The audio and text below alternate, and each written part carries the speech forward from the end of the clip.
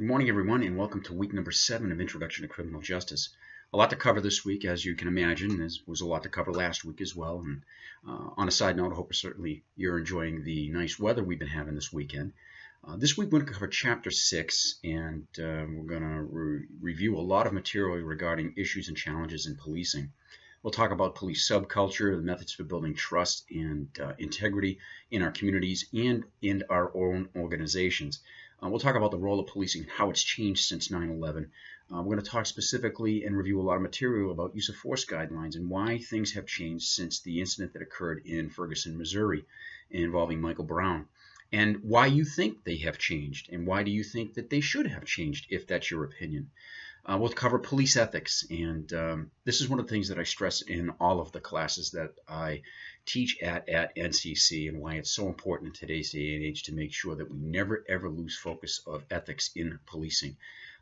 Why it's important, and again, we revert back to the concept that I spoke about when we first opened up this announcement, that we're going to cover a lot of methods for building trust and integrity in our own organizations and our own departments, as well as within our communities. We're going to talk about civil liability issues and those issues specific to police. And we'll talk about ethnic and gender diversity in policing. Do our departments accurately represent the populations that we serve? Meaning, are our employees and our workforce representative of the individuals that we're sworn to protect and serve?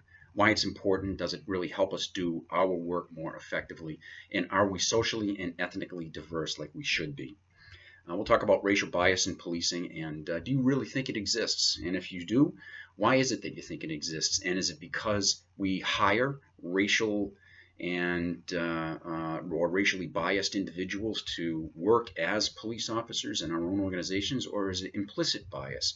Take a few minutes and look up implicit bias. It's one of those new buzz phrases that happens to be moving around the law enforcement world right now, and there's a lot of training going on regarding implicit bias and how officers, understanding that they have built-in biases because of the nature of their experiences and their backgrounds, come to the job with certain biases. And it's not things that they necessarily are aware of, but during the course of their training become aware of, so they can be more effective in what it is that they do every day when they deal with individuals who aren't like them. This week we're going to cover the PowerPoint and the reading. That's all available in Blackboard. You'll find it in another week number 7 content folder. It may take a while to download. I've included a lot of material in there, and there are some videos in there that I want you to take a few minutes to review. So be patient. It may take 5, 6, 7 minutes for it to download because it is a fairly large file. That's the PowerPoint presentation.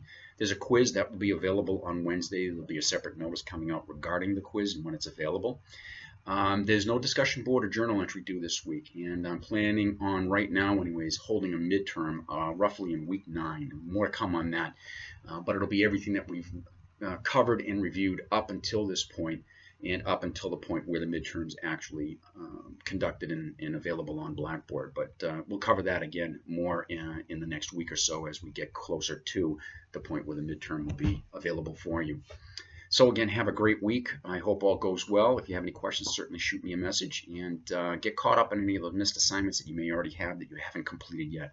Those are all available to you to be done and completed by the midterm. So don't hesitate. You will get marked down for some late work, but at least it's better than having no mark at all.